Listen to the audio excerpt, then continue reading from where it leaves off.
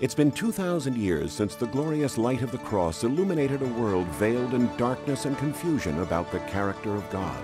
And still today, the greatest need of mankind is a revelation of God's love as revealed in the life of Christ. Amazing Facts presents the Everlasting Gospel with Pastor Doug Batchelor. Coming to you each week from Sacramento Central Church in sunny California. Discover hidden treasures in God's Word today. Our message today is going to be dealing with a specific passage of Scripture in the first book of the Bible, Genesis. And it's dealing with sons and daughters of God. Now that's something that should be relevant to all of us because it's a theme that goes all the way from Genesis into the book of Revelation. And before I get to that passage, I want to tell you a little story. Now there may be a handful of people here that have lived long enough to remember the event I'm about to describe. Back in October 1938, October 30th, it was Halloween. And much of America didn't have television, but everybody had radio. And there's only 2 or 3 channels that people listen to on the radio. And there was a radio broadcast that became famous, and it was called the War of the Worlds broadcast. Now, what happened is a young Orson Welles took the book by H.G. Wells called The War of the Worlds. He changed it a little bit, he modified the script, and he presented it over the radio as though America was experiencing an attack from Mars. Now, if people heard the beginning of the broadcast, they announced that they were about to read from this book. And if people heard the end of it, they said, "You've just been listening to the end of the story of H.G. Wells. This has been a dramatic recreation." But a lot of people tune in, and they miss the opener, and they miss the close. And what they made it sound like as they began this broadcast, they were having music, and it sounded like a typical evening just listening to different bands play. All of a sudden, they were interrupted by a broadcaster. There's been some explosions on Mars, things shooting like bullets from Mars. We don't know what it means. We'll keep you updated. Back to our music. Went back to music. Then they came back and they interviewed some astronomers. And then they came back and they said, it appears that they've landed in New Jersey and they're attacking the world. And a lot of people didn't know that this was just a dramatic story, really wigged out. And some people got scared and they ran from their homes, and there's not been real documentation of this, but supposedly people were jumping out of buildings in New York City. They may have just been typical suicides. They don't know if they were listening to the radio program, but there was quite a reaction of people who really thought the world was being attacked by Martians with flamethrowers. Because they didn't get the beginning and they didn't get the end, they came to some wild ideas in the middle. Well, some have done that with certain passages of Scripture. And we're going to look at one of those passages today. Genesis chapter 6, 1 through 5. There are several reasons that we are looking at these verses today. One reason is so that we can rightly divide the word and understand this in case people have questions about it. Another important reason to understand this passage is because the things that happen in this passage in Genesis chapter 6, the first few verses, are the conditions of the world that lead to the destruction of the world in the time of Noah. These things are being repeated in our day. So, for a variety of reasons, it's good for us to understand what is the Bible saying here and what is the Bible not saying here. Genesis 6, verse 1 through 5. Now it came to pass, when men began to multiply on the face of the earth, and daughters were born to them, that the sons of God saw the daughters of men, that they were beautiful. And they took wives for themselves of all whom they chose. And the Lord said, My spirit will not strive with man forever, for he is indeed flesh, yet his days will be 120 years. There were giants on the earth in those days, And also afterward, when the sons of God came into the daughters of men, and they bore children to them, those were the mighty men who were of old, men of renown. Then the Lord saw that the wickedness of man was great in the earth, and that every intent of the thoughts of his heart was only evil continually. So something about these marriages and these mighty men and these giants gets God to the point where he says, my spirit will not strive with man. The Lord is sorry that he made man. He's going to destroy man from the earth. And it all happens in the context of this experience. Now, there are some strange views out there regarding these verses. And if you don't know what's happening before, and if you don't compare this passage with scriptures afterward, you also are going to see aliens coming. So you need to get the whole context for this verse. Some of the strange views that people have embraced is that these sons of God that saw the daughters of men that were fair or beautiful or comely, that's how that translates, were actually fallen angels. And these fallen angels took human wives, and the offspring of these fallen angels, I mean, how else do you get giants, right? The offspring of these fallen angels were these giants and these mighty men, and that's why God had to basically purge the earth, because here you had these demonic amalgamations through these unnatural relationships between demons. I mean, let's face it, good angels wouldn't do that, right? So it must be the bad angels. But why does it call them sons of God? Then there's the other view. Now, there are actually some Bible translations that say these fallen angels saw the daughters of men were beautiful. And that's one reason I'm taking time to talk about this. It's not just I got to be careful what I say. I was going to say it's not just a goofy interpretation, because there might be some of you here that believe this.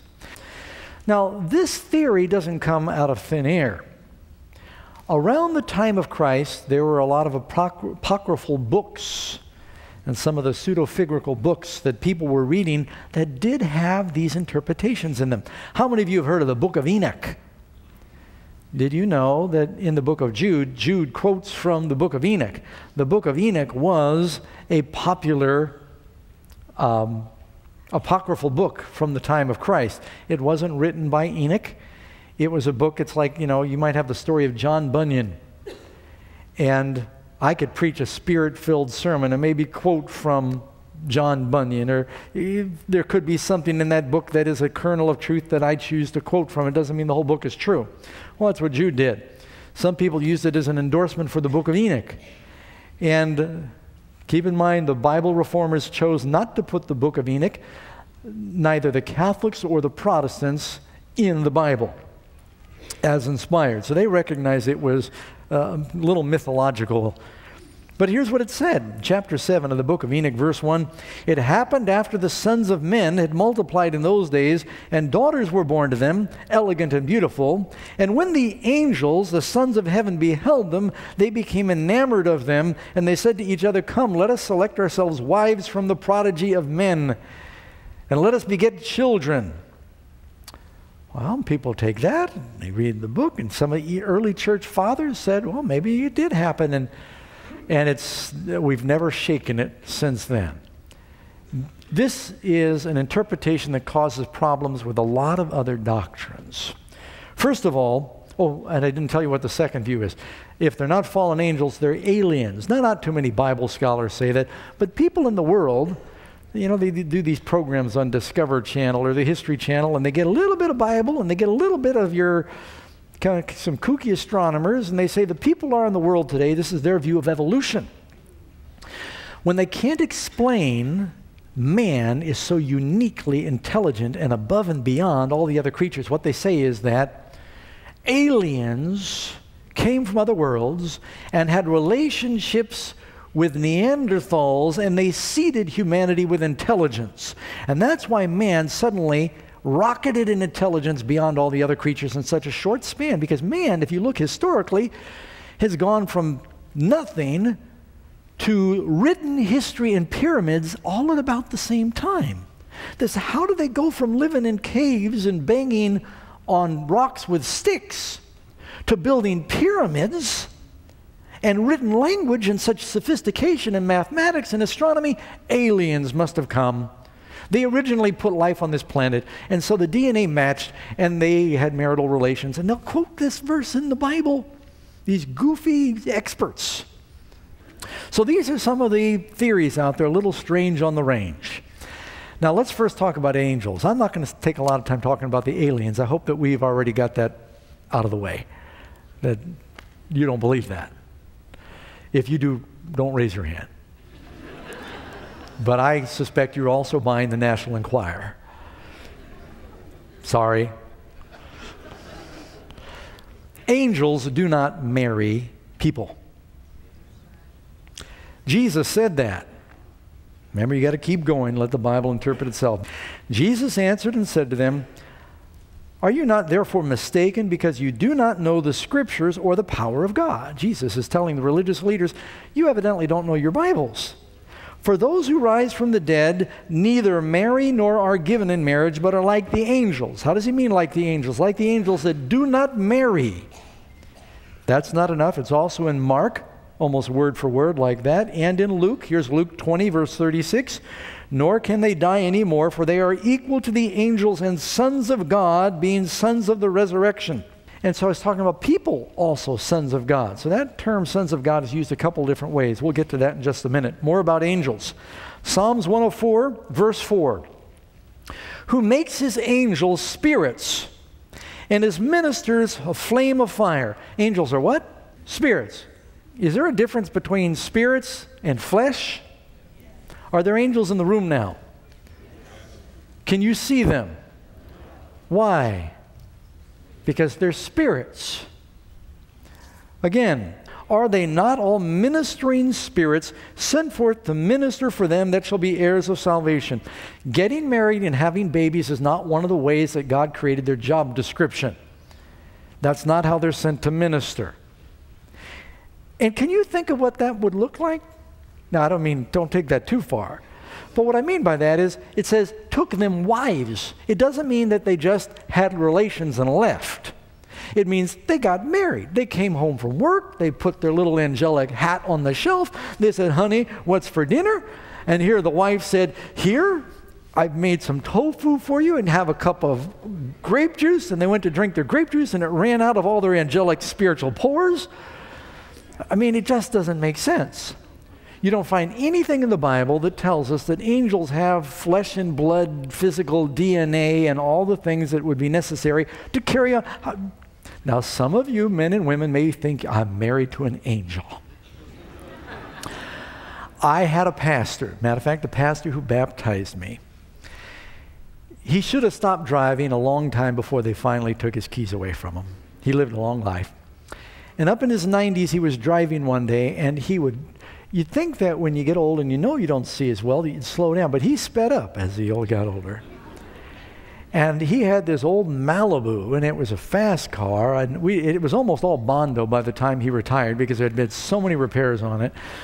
I remember one time seeing Pastor Phillips.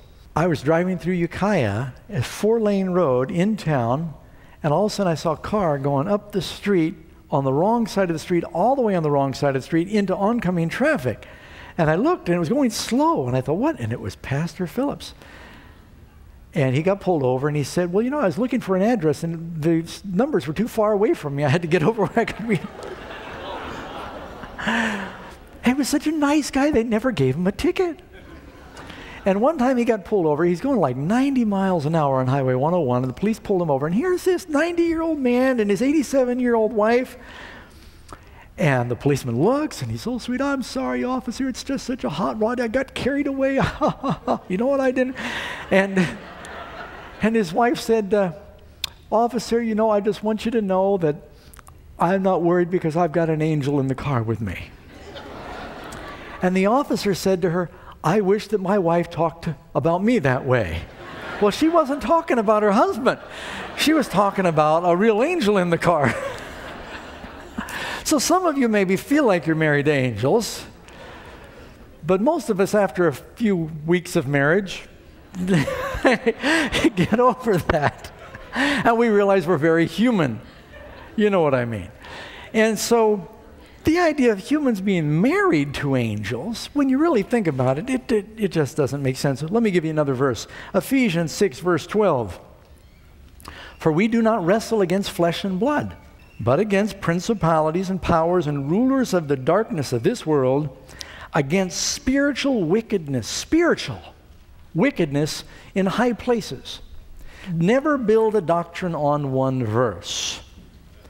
The idea that angels have cohabited with humans and that they can get married to humans and have babies with humans, don't go for that. Don't believe it. There's nothing else in the Bible that teaches that. And another reason I'm taking time to talk about that is there are some dear Christians who think the Antichrist is the result of the devil getting a hold of the bride of Satan, whoever she might be, and having a baby, kind of in that Rosemary's Baby scenario, and that this half devil, half human is the Antichrist. Have you heard that theory before?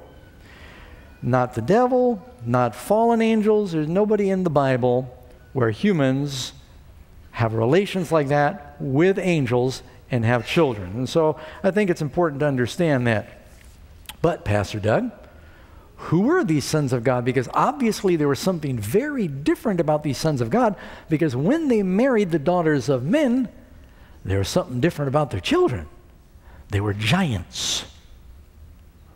All right, so we know there were giants back in the days of Noah as a result of the sons of God and the daughters of men. The word there for giants is Nephil. You've heard of Nephiim. It talks about the giants in the book of Numbers. And you can read in Numbers chapter 13, verse 33. There we saw the giants, the son of Anak, which come of the giants. And we were in our own sight like grasshoppers, as we were also in their sight. That's a picture of Robert Waldo. He lived back in the 1930s. Robert Waldo, born in Alton, Illinois in 1918. He weighed a normal 8 pounds 6 ounces when he was born. But he drew attention to himself when by 6 months old he weighed 30 pounds.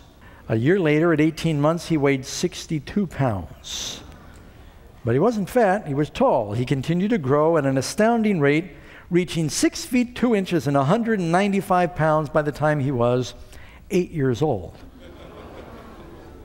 When he was 13 years of age, he became the world's tallest Boy Scout. 13, he was 7 feet 4 inches tall. And he was in a Boy Scout club, and he played with them.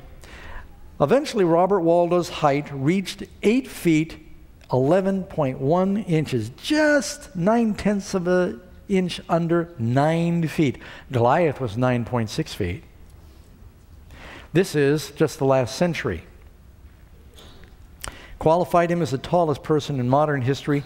His clothing required 3 times the normal amount of cloth, and his size 37 shoes cost $1,000 a pair, and that's back during the Depression. When Robert turned 20, the International Shoe Company provided his shoes for free and hired him and his father to promote the company. That's all he could do for an income.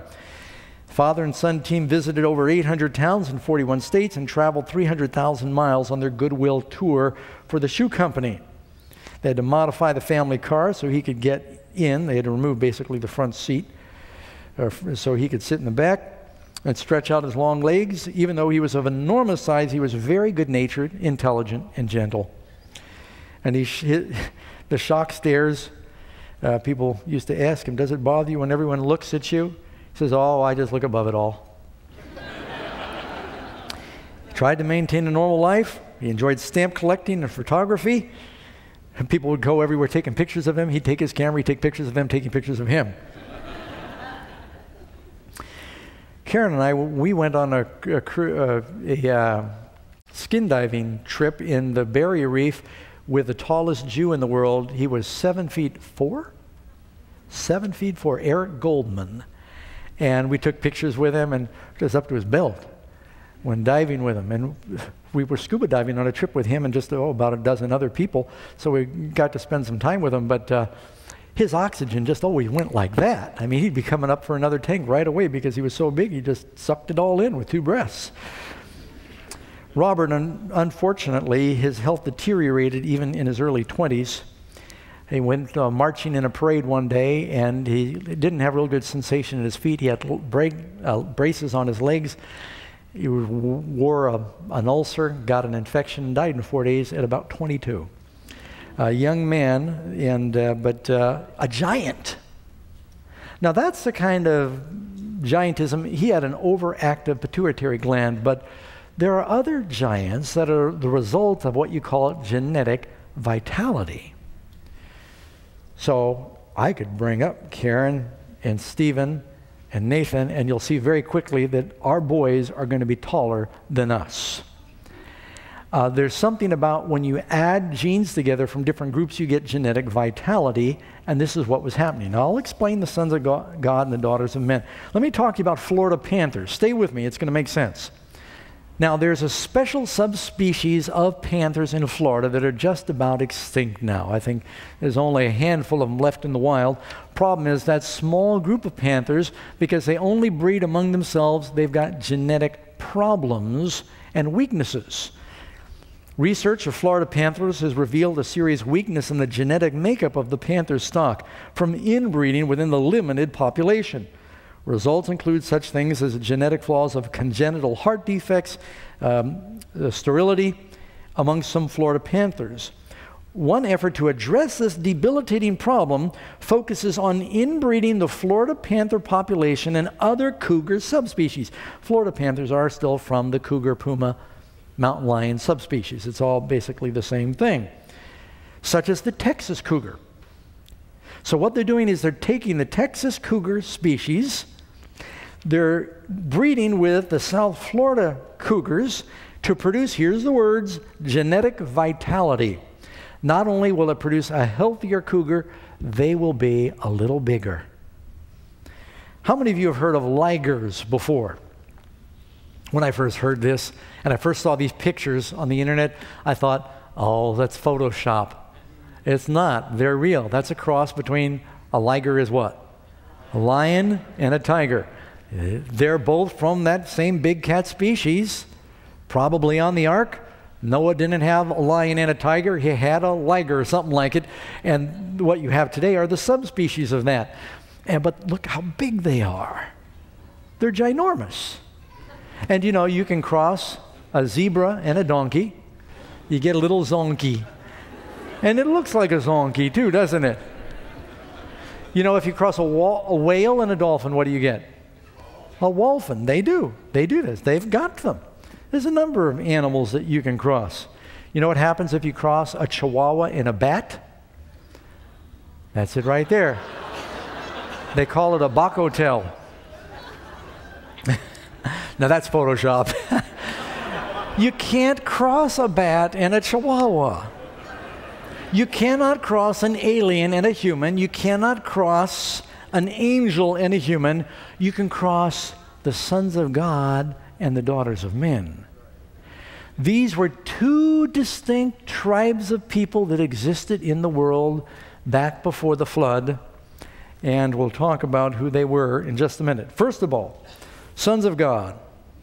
I've got to divide this answer really in two parts. Part one, when you say son of God, it can be used two different ways in the Bible, and it means sons of God, daughters of God, but these are always called sons of God. The word daughters of God is used, but that always refers to humans. In the book of Job, when you look in chapter 1, it says, now there was a day when the sons of God came to present themselves before the Lord. It says this several times in Job chapter 1 and 2. And Satan came among them. And Satan came from the earth. There's this heavenly meeting taking place with these sons of God that have come evidently to represent different unfallen worlds.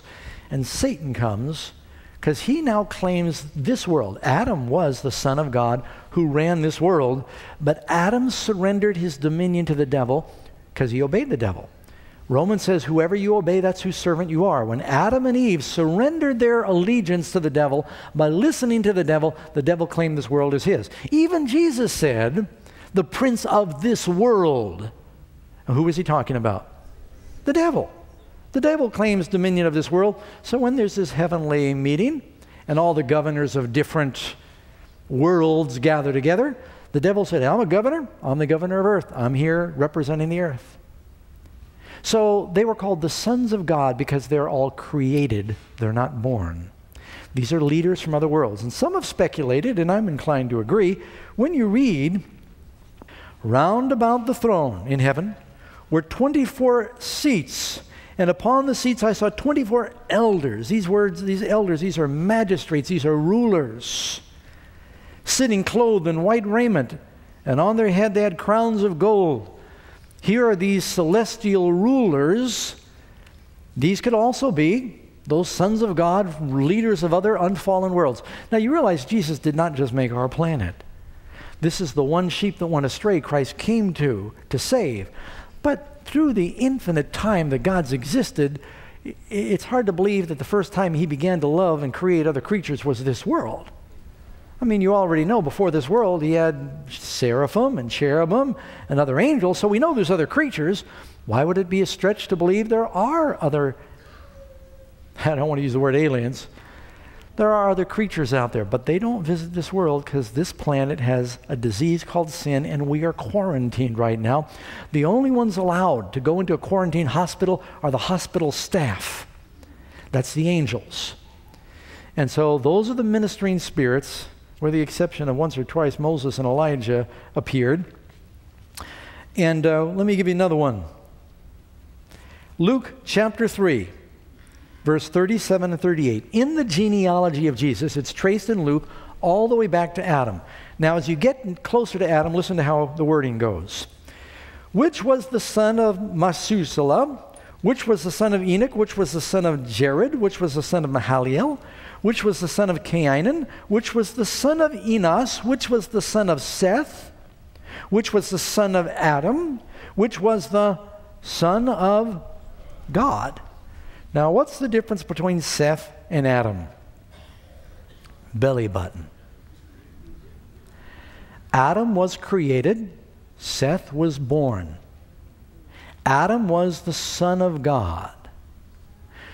So there's another group that falls into the category of being sons of God. That's you and me. Follow me. Jesus said, Matthew 5, verse 9, blessed are the peacemakers, they will be called the sons of God. Is that talking about aliens? Is that talking about angels? Or is it talking about you and me, humans? More. John chapter 1, verse 12. But as many as received him, to them he gave power to become. So here's some who aren't yet, but when they receive Christ, they become sons of God. Even to them that believe on his name. Don't miss that. Believing on his name, becoming a son of God. Very important. Go again, Romans 8:14. For as many as are led by the Spirit, they are the sons of God. Some Bibles say children of God. By the way, it doesn't just mean men. It's just in the masculine sense. It means sons and daughters of God. Philippians 2, verse 15. That you might be blameless and harmless, the sons of God, without rebuke, in the midst of a crooked and perverse nation, among whom you shine as lights in the world. Galatians 3:26, for you are all the children of God by faith in Christ Jesus. We become the children of God. Galatians 4:5 and 7, to redeem them that were under the law, that we might receive the adoption of sons, and because you are sons, God has sent forth his Spirit into his sons, into your hearts, crying, Abba, Father. Wherefore you are no more a servant, but a son, and an heir through Christ. All of you are sons and daughters through faith in Christ. So, when it says there in Genesis, the sons of God saw the daughters of men, that they were fair, and they took them wives, and they had these ginormous children that were mighty men. What does that mean? Think about the birth of Seth. Originally, Adam and Eve had two primary sons. What were their names? Cain and Abel. But Abel got sick. His brother made him really sick. He was murdered by his brother. Doesn't tell us, probably rose up again and struck him, hit him with something. And God gave Adam and Eve another son who would be the leader of the clan of the righteous. Because what happened with Cain? Cain, who was the leader of the daughters of men, he took his seed. Genesis 4:25. Notice what it says about Seth first, before we get to Cain. Adam knew his wife again, and she bare a son, and called his name Seth. For God said, He's appointed me another seed instead of Abel. Notice it's seed. It's not just one. It's a generation, a people, whom Cain slew. And to Seth, to him also there was born a son. He called his name Enos. And then men began to call on the name of the Lord. They are calling on the name of the Lord. The descendants of Seth are calling on the name of the Lord. What did we just read from the New Testament? Those who call on the name of the Lord become sons of God. Didn't we just read that? Remember, you got to hear the opener and the closer, and it all starts to come together here. By the way, the word Enos means mortal man. Seth realized we're mortal here. We need to think about immortality. If we begin to call on God's name, we become sons and daughters of God. All that call upon the name of the Lord will be saved. God is coming for His sons and daughters. Are you among those that call on the name of God? There were 2 generations of people before the flood. You had the descendants of Cain, and you had the descendants of Seth. As long as they remained distinct, the sons of God and the daughters of God were pure. But, the children of Cain, they were farmers, and they did a good job. And remember what happened when Cain sinned? That's where you get the daughters of men. Genesis 4, verse 16 and 17. And Cain went out from the presence of the Lord. That's what Jonah tried to do, flee from the presence of the Lord. And he dwelt in the land of Nod, east of Eden. He went towards the sun. He went towards sun worship too. And Cain knew his wife. Where did Cain's wife come from? That's the second most popular question of the Bible Answer program. You read in Genesis 5, it says, Adam and Eve also had sons and daughters. It mostly talks about the primary or oldest sons, because that's who the name and the birthright and the inheritance always went through. They had a lot of daughters too, and if you lived 930 years like Adam, and if you were healthy, suppose that you were only productive for 25% of your life, that means that you've got 300 years or 250 years, you're having kids. How big would your family be, especially if God commands you to be fruitful and multiply? You do the math. And they may not have even had to wait 9 months back then. I mean, they were vital. And they had a whole lot of children. So Cain took one of his sisters. Cain knew his wife, and she conceived and bare Enoch. He also had an Enoch. And he builded a city and called the name of it after his son. Cain went out. They moved into a what? City life. And they were farming the outskirts of the city. Seth and Abel was a keeper of sheep. They lived more in the mountains. But they needed to shop. Like Lot went down to the people of Sodom to do his shopping. Eventually, his daughters intermarried. Same thing happened. They began to intermarry and become involved with the daughters of men. Cain's kids were beautiful. His daughters were good looking, and the sons of God said, oh, Mom and Dad, I know that they're not believers in Jehovah, but those are good looking girls. I'll convert her. You've heard that one before? I'm sure that I can just convert them. And that led to the intermarriage between the descendants of Seth, the sons of God, and the daughters of Cain, the daughters of men. 2 Corinthians 6, verse 14 to 18. Be not unequally yoked together with unbelievers. For what fellowship has righteousness with unrighteousness? And what communion has light with darkness? And what concord has Christ with Belial? Or what part has he that believes with an infidel? And what agreement has the temple of God? You're a son of God. Your body's the temple of God. Unbelievers, they're idols. Some people have made a pretty girl or pretty boy an idol. For you are the temple of the living God. As God has said, I will dwell in them and walk in them, and I will be their God, and they will be my people. Wherefore come out from among them and be separate, says the Lord.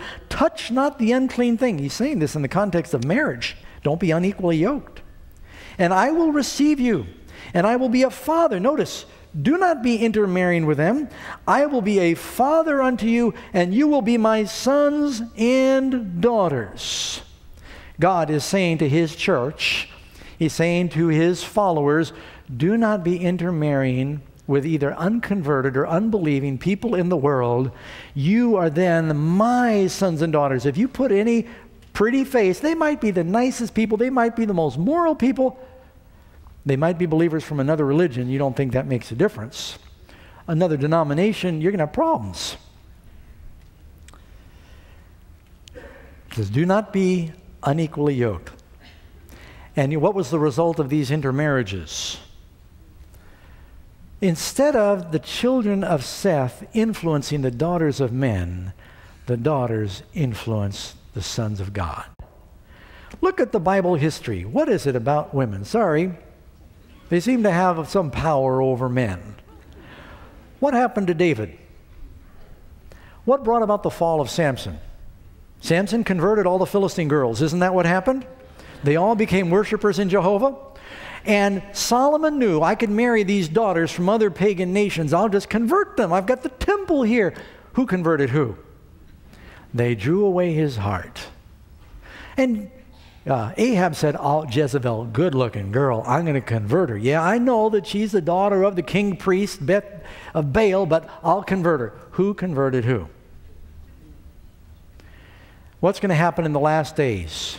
Jesus said, as it was in the days of Noah. That means just before Noah, things that led to the conditions of the destruction of the world with a flood by water are going to also be a preview of what's going to lead to the destruction of the world by a flood of fire when Jesus comes again. History is going to repeat itself. And it's not just, oh, by the way, while we're on the subject of intermarriage, let me read you one more, Deuteronomy 7. Deuteronomy 7:1. When the Lord thy God shall bring thee into the land where you're going to possess it, and you've cast out many nations before you, the Hittites and the Girgashites and the Amorites and the Canaanites and the Perizzites and the Hivites and the Jebusites, 7 nations, greater and mightier than you, and when the Lord your God shall deliver them before you, that you will smite them and utterly destroy them. I know you think that's barbaric. Why was God so concerned? That you make no covenant with them, no show mercy to them, neither shall you make marriages with them. Your daughter you will not give unto his son, nor his daughter shall you take unto your son, for they will turn away your son from following me, that they may serve other gods. So will the anger of the Lord be kindled against you, and destroy thee suddenly. There are only a few rare occurrences where a son of God was able to convert a pagan, and you got Ruth and Naomi, and maybe Rahab and her boyfriend Salmon is the one she ended up marrying. But most other Bible cases, it works the other way around. And praise God, God is merciful. God sometimes blesses in spite of our rebellion and bad decisions. I have seen where believers marry unbelievers and the unbeliever comes around. It was still wrong to do it. Somebody say amen. When the Word of God says, do not be unequally yoked, God sometimes blesses bad decisions. Isn't that right? If that wasn't true, there'd be no hope for any of us as parents. God sometimes overrules our bad choices, and He is good. But don't ever knowingly enter into a situation like that when you know what the Word of God says. Because you're just becoming part of the problem that will lead to the great wickedness in the world when all the thoughts of men's hearts are only evil continually. Yeah, your kids might be mighty men, they might be taller, and they might be stronger, but they were more wicked too, weren't they? Now, we're not quite done. Not only does it say that they had problems with intermarriages, you notice it says in Genesis 6:2, and they took wives, plural, for themselves of all whom they chose. You read Genesis 4:19, and Lamech, one of the sons of Cain, took 2 wives. So it wasn't just marrying out of the faith, it was getting into polygamy and bigamy and all kinds of igamies. But we are beyond that today. We haven't lost the sanctity of marriage. That wouldn't be a problem in our generation, would it? Polygamy. Is that a problem? Now, I've not seen it, but I understand that they got a new reality program called Sister Wives about this character named Cody Brown. And he's got 4 wives and 16 children. On the screen, we've only got about a dozen of the children. Boy, you know how much that is in orthodontic work? You'd have to pay for, I don't know how you could support all that. They're now suing the state of Utah because of their bigamy laws. They say it's a violation of their rights based on the First and the 14th Amendments.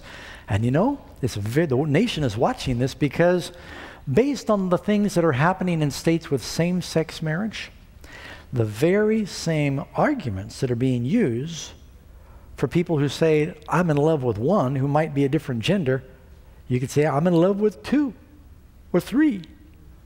And if everybody are mutually consenting adults, they're going to say, what business is it of the states? If you're not using religion, why can't Billy have 2 mommies and 1 dad? Or 3 mommies and 1 dad? Or 1 mommy and 3 dads? Karen's always irritated. She said, look, if you guys are going to have many wives, why don't the wives get to have many husbands? It just doesn't sound fair. Well, I could stop right here and start explaining the way that cattle work, but it probably won't be productive. In any event, Luke 17, verse 26, a sign of the times. As it was in the days of Noah, so will it be in the days when the Son of Man comes. They ate and they drank, they married wives, multiple marriages, and were given in marriage. They're marrying and divorcing in a whimsical way. The sanctity of marriage was lost until the day Noah entered the ark and the flood came. When they lost their distinction in their marriage, the sanctity of their faith, the peculiarity of their faith, the importance of the distinction between men and women, 1 mom, 1 dad, God's design for a family, pretty soon violence filled the land. The thoughts of men's hearts were only evil continually. And if you don't think we've come to that age today, if you just flip through the average cable television programming, you're going to see promiscuity, divorce, deception, and a whole lot of violence. So many programs are built around killing and murder and violence. Thoughts of men's hearts only evil continually. We've gotten to that day. Well, Pastor Doug, it says the sons of God saw the daughters of men and took them wives. I don't understand. It says they were mighty men. Well, that shouldn't be that difficult for you. Think about it for a second. We've read this verse in Genesis. The sons of God, the descendants of Seth, intermarried with the descendants of Cain. They had genetic vitality. Their children were stronger and they were mighty. That's all that means. It's just a scientific law. It still happens today. You all know that through inbreeding with certain dogs, they develop certain problems. German Shepherds get hip dystocia. There's all kinds of problems that even certain human races have. There are diseases that are exclusive to Jews and to African Americans and to others, and it's all genetics because of sin in our natures. With the ongoing of time. Do you know the generation of Americans now? I remember my father saying, when I was growing up, I was tall. I said, but something's changed now. He said, everybody's getting taller. Well, that's because America is the commingling of people from all over the world. You got genetic vitality. People are getting taller. So that shouldn't bother you. There were giants before the flood. There were mighty men before the flood. So you don't go away from here thinking these are aliens and fallen angels that married people. There were mighty men before the flood. Did we just read that? Genesis 6, before the flood. Does the Bible say there were giants after the flood? Yeah, you got all the children of Enoch. You got Goliath. You got Saul, the head and shoulders taller than anyone else. You got Robert Wadlow. You got all kinds of people. So that shouldn't bother you. Were there mighty men after the flood? David's mighty men were not the result of aliens or fallen angels. You see what I'm saying? And so we don't need to worry about that. But you know what's even more important to me is the part where it said there in Genesis chapter 6, my spirit will not only strive with man, his days will be 120 years. There was a limited amount of time. Once things began to fall apart with the marriages and the families, God said, look, I can see where this is going. It's going to have to end. Christ said, except those days be shortened, no flesh would be saved. Because of the tearing of time and wickedness, if it were possible, even the very elect would be deceived. When Jesus talks about the elect being deceived, what do you think about? Do you think about someone masquerading as a devil trying to hypnotize the world? Or could it be the elect are being deceived about holy lives, marriage, righteousness? Could it be we're being deceived about that? Then you read in 1 Peter 3. Now here's a verse that's connected with Genesis 6 that people get mixed up on. 1 Peter 3:18. For Christ has also suffered for sins, the just for the unjust, that he might bring us to God, being put to death in the flesh, but quickened by the Spirit. The emphasis is the Spirit brought him back to life. By which he went and preached unto the spirits in prison, which sometime were disobedient, when once the long suffering of God waited in the days of Noah, while the ark was being prepared, wherein that is few, 8 souls were saved by water. All right, here's one of the strange views on this. Jesus, when he died, didn't really die, but he went down to this place of limbo, where all the people from the days of Noah were held in some kind of a prison, and he preached to them to give them another chance so they could go to heaven. Even though they died lost, they needed another chance. How many of you have heard that? That's not what he's saying. If you read back in Genesis 6, where he says, my spirit will not always strive with man, he said, I'm going to give him 120 years. For 120 years, the Spirit of God, through the preaching and example of Noah and his family, strove with that generation that was imprisoned by sin back then. The same Spirit of Christ that raised Jesus from the dead strove with them, as the Spirit of God is striving with this generation today. But God said, my Spirit will not forever, it will not always strive with man. There is a limit. Someday his Spirit is withdrawn. When Noah and his family entered the ark and the door closed, probation was closed. Life went on outside with that amalgamated race of Cain and Seth that had given themselves over to evil, that had not remained pure. So not everybody that's going to church is necessarily a son of God. Are you a son and daughter of God? You know, Jesus had to tell his generation, don't think because you're part of the church. John chapter 8, who are the children of the devil? Jesus said to the religious leaders, if God were your father, you'd love me. For I proceeded forth from God, nor have I come of myself, but he sent me. Why do you not understand my speech? Because you're not able to listen to my word. You can't even hear it. He's saying, you are of your father, the devil. You don't know how scandalous that was for Jesus to say that to the religious leaders, that they were not children of God, they were children of the devil. Would he say it today if he were here to anybody? Is just being a member of the church, just by being Jewish, did that make them children of God? Just by being on the books in the church, does that make you a son or a daughter of God? He said, you are of your father the devil, and the desires of your father you will do. Whose desires do we follow? That's whose children we are.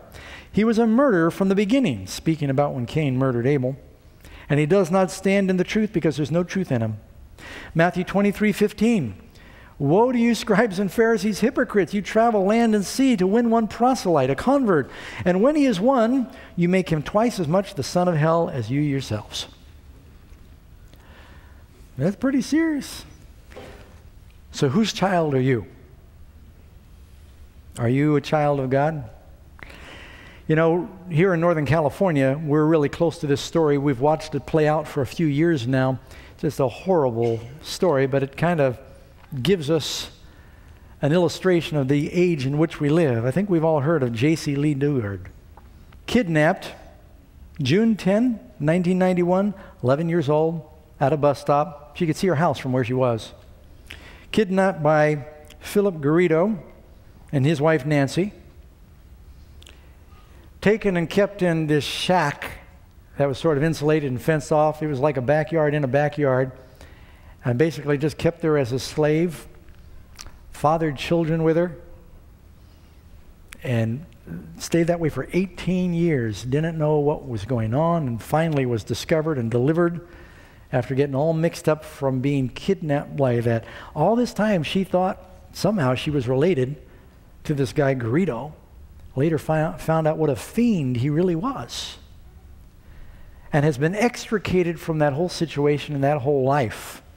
Talk about a change of life, a change of family. She found out who her real mother was, and now is still getting to know her real family. Well, you know, the devil has kidnapped a lot of people in this world that should be children of God. And he's taken them and he's abused them and he's hypnotized them into thinking, I'm really your family. I'm really your friend. That was Garrido's defense. He said, oh, we're just really a family. Some people, you've gotten so used to the devil, you think he's your family. You get comfortable with him. He's a kidnapper. He's an abuser. And we've got to wake up and hear Jesus saying, you can be free. Oh, by the way, he was recently sentenced to 431 years in prison, and his wife to 36 years. And JC just got a $20 million settlement from the state, plus a big book deal. She'll probably be okay financially if she manages her money well for the rest of her life. What a change of fortune to be living in this hovel in some creep's backyard, being abused like that, being liberated, finding your real family, living a clean life, living a normal life, and all of a sudden going from poverty to riches. What a change. Well, that's what the Lord wants to do for us, doesn't he? Whose child are you? 1 John 3:1. Behold what manner of love the Father has bestowed on us, that we should be called the sons of God. Therefore the world doesn't know us because it didn't know him. What? Behold. John can't even find words to describe it, so he says, you just stand back and look at it. Behold what manner of love. Romans 8:14. For as many as are led by the Spirit of God, these are the sons of God. And again, Galatians 3, verse 26. For you are all the sons and the daughters of God through faith in Jesus. Have you accepted Christ? Are you wanting to stay kidnapped by the enemy? Are you wanting to be a child of God? There will be two groups in the world when Jesus comes back again. You'll have the sons of God. They'll have the seal of God. And you'll have the descendants of Cain, the worldlings. And we've got to know how to stay on the right side, because in the same way, the world is full of wickedness. God has said, my spirit will not always strive with man. I think he's already declared that. I think the clock is running out right now, that he has been striving with man. The Lord raised up the Adventist church over 150 years ago to give a message to the world. I think we're just living in the last few moments of this world's history. Have you accepted the adoption that Jesus offers you? When Christ was baptized, he came out of the water. The Father said, this is my beloved Son, in whom I'm well pleased. He was declared the Son of God at his baptism. When you accept Christ and you take that stand, you say, Lord, I want to be yours. You can be declared, this is my beloved Son, my beloved daughter, in whom I am well pleased. He will be well pleased with you too. How many of you want to be adopted and be part of that family? Amen. Why don't we sing about that? We're going to sing our closing hymn, A Child of the King. That's number 468 in your hymnals. Shall we stand as we conclude?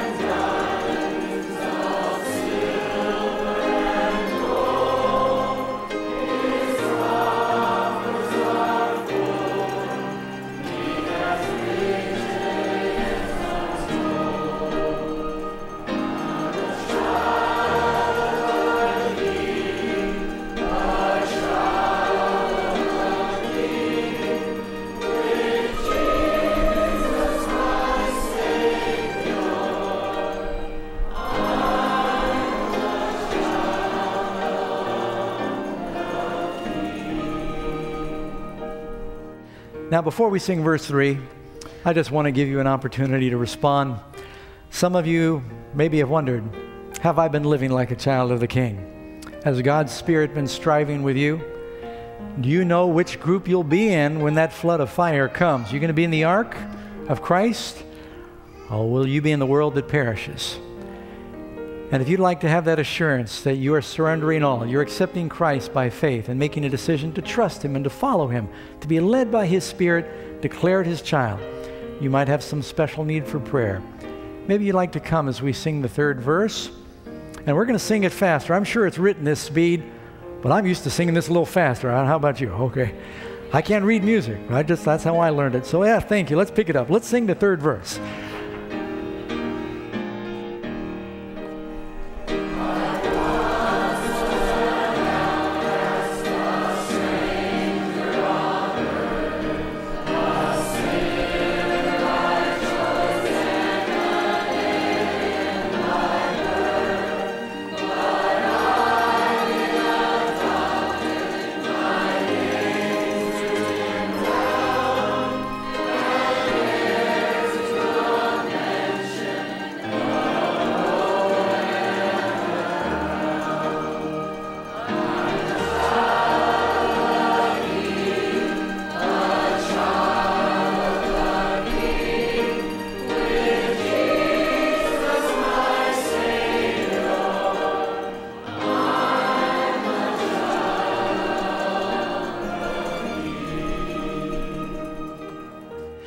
Father in heaven, Lord, we are so thankful we can call you our Father who art in heaven.